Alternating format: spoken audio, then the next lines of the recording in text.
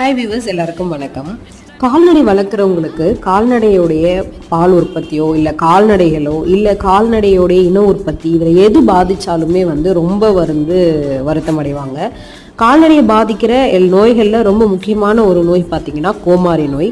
இதை தடுக்கிறதுக்கான தடுப்பூசி முகாம் உங்கள் அருகாமையில் இருக்க எல்லா அரசு மருத்துவமனையிலும் கால்நடை மருத்துவமனையில் போட்டுட்ருக்காங்க.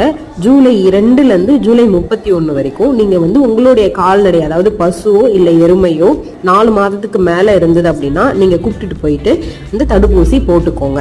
இந்த கோமாரி எதனால் வருது? இல்லை உங்களுடைய கால்நடைக்கு அதிகமான காய்ச்சல், பசியின்மை, வாயில் இல்லை நாக்குல இல்லை அந்த காலுடைய குழம்புகளில் புண்ணு இருந்துச்சு, மடியில் பால் மடியில் புண்ணு இருந்துச்சு, அதிக அளவில் உமிழ்நீர் சுரக்குது அப்படின்னா அது கோமாரியோடைய அறிகுறியாக இருக்கலாம்.